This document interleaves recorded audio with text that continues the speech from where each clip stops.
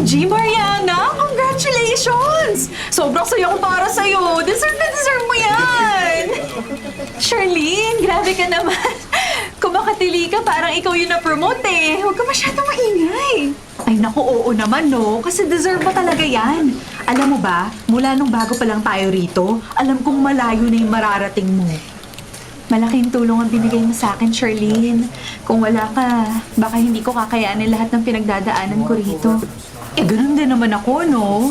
Magkasama tayo simula noon. Para magkapatid na tayo.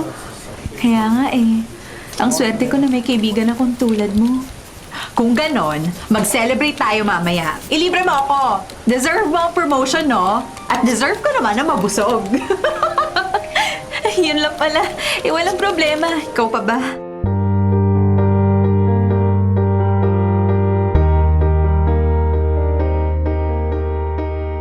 Ginabi na kami ni Charlene sa pinuntahan naming restaurant. Isasara ko muna tong gate. Aba, teka. Si Mang Jojo yung nasa kabilang kalsada. At parang ako yung tinitingnan niya. Baka may kailangan siya. Teka, tatawagin ko siya. Mang Jojo! May kailangan po ba kayo? Ay, ang suplado talaga. Hindi man lang ako pinansin. Bagong lipat siya rito at dyan lang siya nakatira sa kabilang bahay. Dapat friendly siya. Anyway, maisara na nga tong gate. Hello, Charlene? Nagpapahinga ka na ba? Hindi pa. Kakauwi ko lang. Kinakabahan nga ako para bukas eh. Junior supervisor na ako kaya parang mas nakaka-pressure. Huwag ka mag-alala. Alam kong kayang-kaya mo yung bagong role mo sa trabaho, no? Salamat, Charlene, ha? Napakabait mo talaga. Ay! Oh, bakit? Ano nangyari? Nawala ng kuryente eh. Naku, magsindi ka kahit kandila o flashlight sa phone mo. Mahirap gumalaw sa gitna ng dilim. Oo, sandali lang. Titingnan ko lang. Parang may tao sa kusina. Teka lang, Charlene, ha? Tatawagan na lang kita mamaya. Diyos ko! Nag-iisa lang ako nakatira dito pero parang may tao nga yata sa kusina. Gagamitin ko muna tong flashlight ng cellphone ko. Galing. Sino yan? May tao ba dyan? Sino sabi?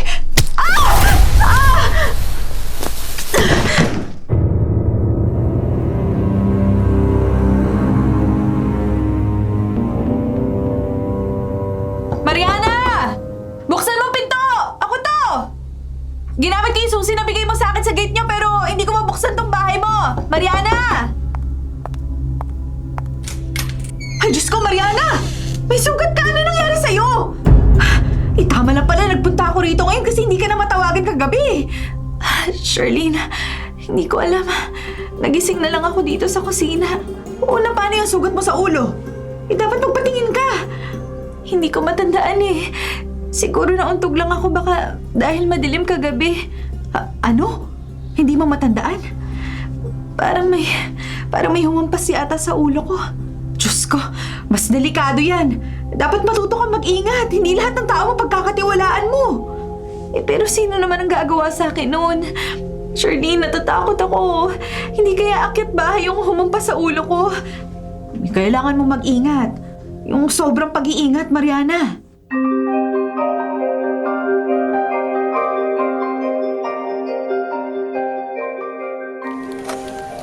Mariana, okay ka lang ba? Para kasing hindi ka makafocus sa ginagawa mo eh. May gumugulo ba sa isip mo? Gusto mo bang pag-usapan? Okay lang ako, Diego. May nangyari lang sa bahay. Sure ka, ah. Anyway, mahitanong ko lang. Si Charlene sa kabilang group, close ba talaga kayo? Oo. Kilala ko na siya, bata pa lang kami. Para na kami magkapatid. Yung tatay niya, dati nagtatrabaho sa pamilya namin. Malaki ang utang na loob namin sa kanya. Yun nga lang, inatake sa puso eh. Maaga tuloy na ulila sa si Charlene. Talaga? Teka, siya nga pala. Mariana, May sasabihin ako sa'yo ha. Pero ayokong pag-isipan mo ako ng masama ha. Ano yun? Kasi minsan nakikita ko si Charlene na parang ibang klase ang tingin niya sa'yo eh. Yung tingin na, ano mo yun, nakakakilabot. At alam mo ba, nag-complain siya sa manager natin kung bakit ikaw at hindi siya ang na-promote. Ano? Oo. Teka, hindi sa naninira ako, Mariana ha. Sinasabi ko lang sa'yo para kahit pa paano, alam mo rin. Salamat sa concern, Diego pero baka imagination mo lang yun. Ha? Kilala ko si Charlene. Kilalang kilala ko siya.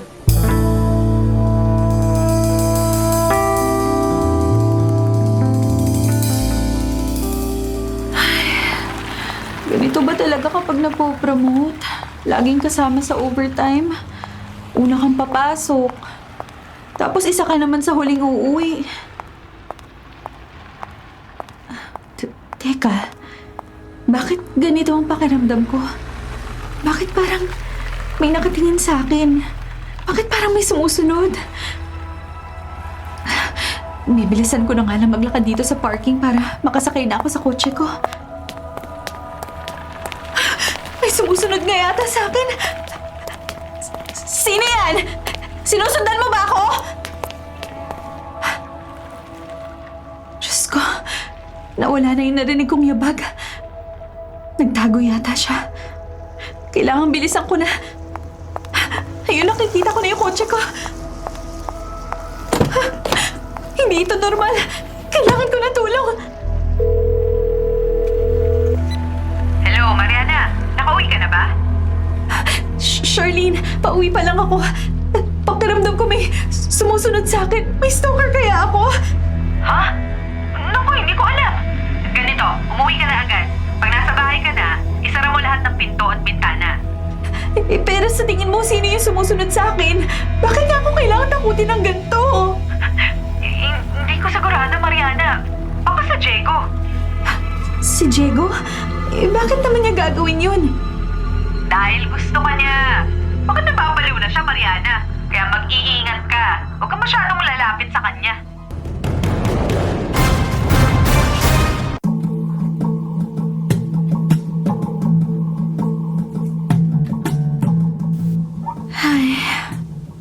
Ang tahimik ng bahay. Miss ko na sina Daddy. Pero ayaw ko namang umalis ng Pilipinas para dalawin sila sa ibang bansa. Ay, may labas na nga itong mga basura at baka malagpasan pa ng garbage collector. Ano to? Bakit may papel na nakaipit dito sa gate? Babasahin ko ang nakasulat. Masarap siguro ang buhay mo, Mariana. Lahat nakukuha mo. Pero may mga taong naiwan sa likod dahil sa kasaganaan mo. Ha? Ano to? Sino naman gumagawa nito? Encoded mula sa computer kaya walang paraan para makilala ko kung sinong sumulat nito. Mariana! Napansin kong parang natigilan ka kaya lumapit ako. O ano nangyari sa'yo? May problema ka ba? Mang Jojo, wala po. Oh. Huwag po kayo mag-alala. Talaga? May nakita lang po akong sulat dito sa gate. Iniisip ko lang kung kanino galing. Baka may nag-prank lang sa akin. Huwag mo na lang pansinin. May mga tao talagang walang magawa sa buhay. Basta, pag may problema ka, tawagin mo ako, ha? Tahimik lang ako pero isa akong mahasahang kapitbahay. Oo naman. Salamat po, Mang Jojo. Ay, sige. Hayaan nyo, tatandaan ko yan.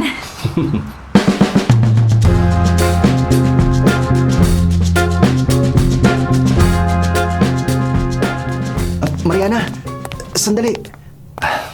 Buti nakita kita dito ng ikaw lang. Pwede ba tayong mag-usap? Diego, ikaw pala. Ano yun? Medyo busy kasi ako eh. Bakit parang iniiwasan mo ako? Alam kong may sinabi si Charlene tungkol sa akin. Hindi ko alam kung ano yung gusto niyang ipapaniwala sa'yo pero wala akong masamang intensyon. Maniwala ka sa akin, Mariana. Concern ako sa'yo at gusto ko lang makatulong. Makatulong saan? At bakit pa ba ako gustong tulungan? Kasi sa mga gustong manakit sa'yo. Kasi nakikita ko yung sitwasyon ko sa'yo eh. Pareho lang tayo, Mariana. Mag-isa sa buhay at malayo sa pamilya. Wala naman akong problema, Diego. Salamat na lang pero wala man ang pamilya ko rito. May mga tao nag-aalala rin sa akin. O sige, aalis na ako. Mariana, patutunayan ko sa'yo na wala akong masamang intensyon sa pakipaglapit ko sa'yo. Patutunayan ko na hindi dapat ako ang layuan at iiwasan mo.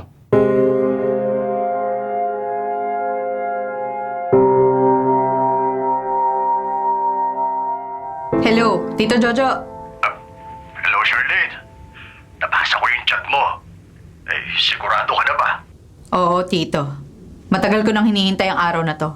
Isa pa, nakita kong pagiging makulit ng office mate naming si Diego. Baka mabulilyaso pa niya yung plano natin. Kung sigurado ka na nga at wala ka nang natitirang awa kay Mariana, Hindi ako naaawa sa kanya o kahit sino sa pamilya niya. Naaalala mo ba si Tatay, Tito? Naaalala mo ba kung paano siya naghirap habang pamilya ni Mariana umaani ng tagumpay sa perang pinaghirapan ni Tatay noon? Oo nga, tama ka.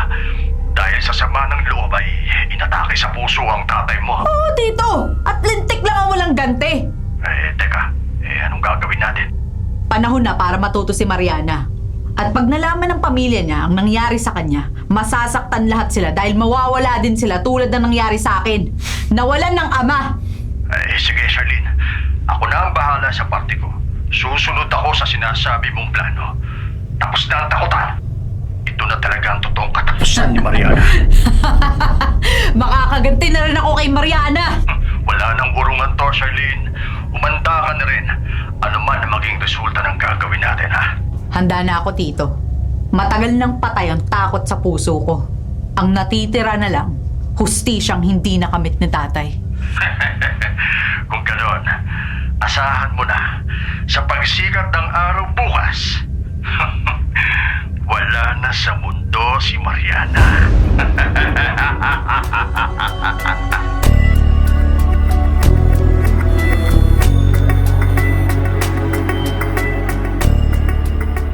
Charlene, salamat at nandito ka na. Pasensya ka na. Nagpalit ako ng lock ng lahat ng pinto. Salamat din at sasamahan mo ako rito ngayong gabi. Mas kalmado ako at panatag dahil hindi ako mag-isa dito sa bahay. Siyempre naman, ikaw pa ba? May tao sa labas. Teka, titingnan ko lang. Pagod ka na, ako na lang. Saglit lang ako. Sige, salamat. Ilak mo na lang ulit yung gate, ha? Sino kaya yung nag-doorbell? Wala naman akong inaasahang bisita ngayong gabi. Oh, andiyan na agad si Charlene. Ano yung dala niya? Sino yung nag-doorbell? At ano yung dala mo? Kapitbahay mo raw. Ang bait niya nga nagdala siya ng pasta. Tingnan mo, mukhang masarap. At may puto pa. Paborito mo to, di ba? Kapitbahay? Lalaki? Oo, mukha siya mabait Malaking lalaki at may bigote. Si Mang Jojo. Tahimik lang siya pero mabait nga yun. At mukhang masarap nga yung dala niya. Tara, kain tayo. Oo, sige. Food trip to. Maglabas ka na rin ng soft drinks o beer. Sige, puno nga yung ref ko ngayon Sandali, kukuha lang ako Sige lang, Mariana. Maging abala ka lang dyan. Habang kami naman ni Tito Jojo, maghahanda na para sa katapusan mo.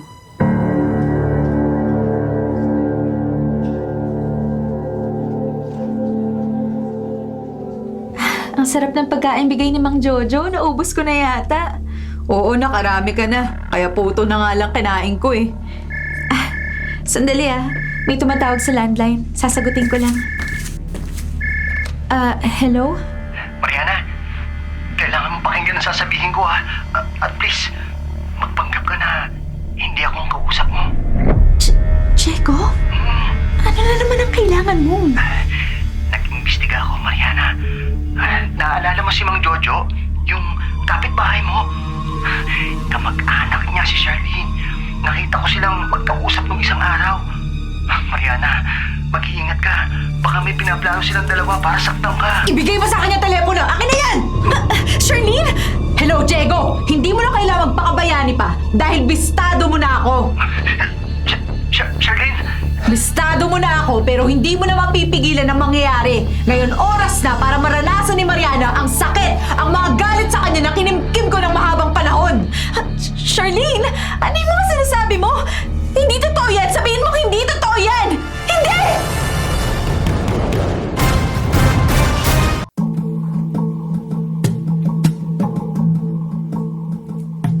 Charlene, hindi ako naniniwala sa mga nangyayaring to. Sabihin mo sa akin na prank lang to. Prank? Mahina ba talagang utak mo, ha? Sa tingin mo ba maghihintay ako ng matagal para lang makipagbiroan sa'yo? Charlene, kaibigan kita! At yan ang pinakamasakit na narinig ko, Mariana. Hindi ako nagbibiro. Papatayin talaga kita. Ah! What, Charlene? Ano yan? Sasaksakin mo talaga ako? Kahit saan ka magtago, mahanap kita, Mariana! Hindi matatapos ang gabi ito nang hindi kita napapatay! Kailangan ko makalabas! Kailangan ko makaalis dito! Mang Jojo! Kung saan ka pupunta, Mariana? Wala ka nang matatakbuhan. Ano nangyayari? Bakit nahihilo ako? Ano ang ginawa niyo? Yung pagkain na dinala ko kanina. Alam mo lang dahilan kung bakit ikaw ang unang kumain. Charlene! Charlene, tulungan mo ako!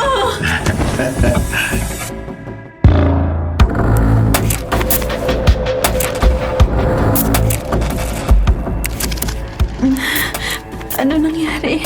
Ang sakit ng ulo ko. Teka, bakit hindi ako makagalaw? Bakit nakadali ng lubid ang mga kamay ko at mga paa? Sino nagdali sa akin? Tulong! Gising ka na pala, Mariana. Charlene, bakit mo ito ginagawa sa akin? Anong kasalanan ko sa'yo? Ay, ang arte mo talaga! Obvious ba? Gusto na kitang mawala sa mundo at ito ang lugar kung saan matatapos ang buhay mo. Nakikita mo tong hawak ko? Gas! Susunugin mo ako! Ito ang hustisya para sa amin. At hindi mo maiintindihan kasi buong buhay mo, nakukuha mo lahat ng gusto mo. Ang tatay ko kung naghirap sa tinatamasa ng pamilya nyo. Habang kayong namumuhay sa karangyaan, siya naman ang nawala sa amin. Mahirap mawala ng ama, Mariana. Kaya ipaparamdam ko sa mga magulang mo kung paano mawala ng anak. Shirley, hindi ganun na nangyari. Tumimik ka nga. Hindi ko kailangan ng paliwanag mo. Ipaparamdam ko sa iyong sakit. Mararamdaman din ng pamilya mo ang mawalan. Kung ganun, lahat ng pananakot sa akin, kayo ang may gawa. Pero pinagkatiwalaan kita, Shirley. Oo, ako nga. At katawa-tawa ka talaga, Mariana. Napaikot kita nang walang kamalay-malay.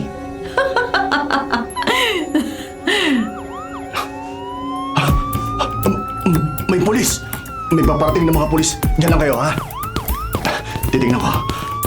Tama na, Charlene. Please. Hindi pa ako tapos sa'yo, Mariana. Hindi pa ako tapos.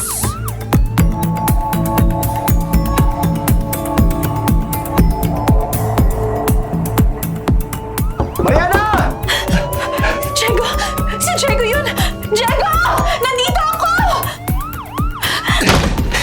Bitawan niyo siya! Tumahimik ka! Huwag kang makialam, ha?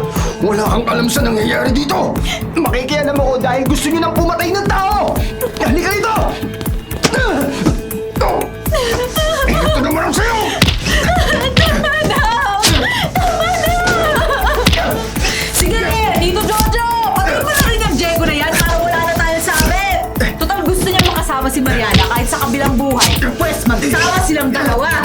Tatapusin na kita! Heto na ang pamatay! Tito Jojo!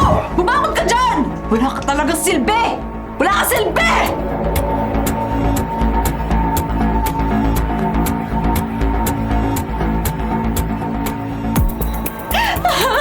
Tama na, Shirley! Itigil na natin to! Tumigil kang babae ka! Ikaw ang tumigil, Charlene! Tumigil na kayo! Pakawalan mo na si Mariana! Nandiyan ang mga pulis! Hindi na kayo makakatakas pa! Hindi! Hindi ko ko siya bibitawan! Siya ang dahilan ng lahat ng kalungkutan sa buhay ko, kaya papatayin ko siya! Isasaksak ko ang kutsilyong ito sa leg niya, kaya umalis ka na, Diego! Umalis ka na! Charlene! Pakiusap! Kahit kailan hindi kayo tinuring na iba ng pamilya ko, Charlene! Namatay ang tatay mo dahil sa cardiac arrest! Walang kinalaman ng pamilya ko sa pagkamatay niya! Tumahimik ka! Sawang-sawa na ako sa mga sinasabi mo! Kahit ano pang sabihin mo, kasalanan mo ang lahat na nangyayari ngayon! Kasalanan niyo! Kaya dapat ka nang mamatay! Charlene! Hindi! Tinamaan siya! Dali natin siya sa ospital! Tulungan mo ako, Diego! Dali natin siya sa ospital!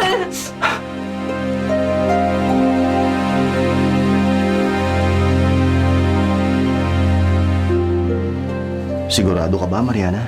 Gusto mo pa siyang makita pagkatapos ng lahat ng nangyari? Oo, Diego. Sabi ng pulis, may tama siya sa braso. Gagamutin muna siya bago dalhin sa presinto. Di sige, kung gano'n, halika, sasamahan kita doon. Nandun siya ngayon sa emergency room at binabantayan ng mga pulis. Anong ginagawa mo rito? Charlene, ayoko matapos ang lahat sa galit. Ano bang gusto mong sabihin ko, Mariana? Ano bang gusto mong gawin ko? Nasira ako ang buhay mo. Oo, nasaktan mo ako. Sinira mong tiwala ko. Pero hindi ko makakalimutan na minsan ay naging magkaibigan tayo. Naiinggit ako. At nagtanim ng sama ng loob sa'yo. Akala ko kapag naghiganti ako, nawawala ang sakit. Pero hindi ko alam na lalo lang akong nawala. Nawala pati ang sarili ko. At dahil sa ginawa ko, hindi na ako karapat-dapat pang maging kaibigan mo, Mariana. Hindi na. Charlene, nasa hukuman na ang paghuhusga sa mga pagkakamali mo. Pero bilang tao, umaasa ako na balang araw, matututuhan mong patawarin ang sarili mo at magbago. Hindi ko alam kung karapat-dapat pa akong bigyan ng pangalawang pagkakataon. Pero salamat dahil di mo ako itinuring na halimaw pagkatapos ng mga ginawa ko sa'yo. Halika na, Mariana. Hayaan na natin siyang gamutin ng mga doktor para maharap yung mga pagkakamali niya. At simulan na ang paghilom ng mga sugat na pareho niyong dinala.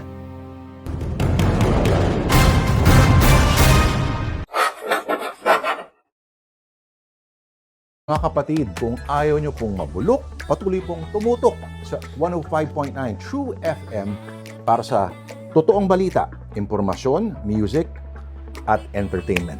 Mag-subscribe po sa aming YouTube channel, pati na rin sa podcast namin at sundan kami sa Facebook, sa Instagram, X, at TikTok sa @True Network PH. Bisitahin ang aming website, bagong-bago, sariwang-sariwa, truefm.ph. Kami ang 105.9 True FM, laging true sa'yo, kapatid. Ito tayo sa totoo.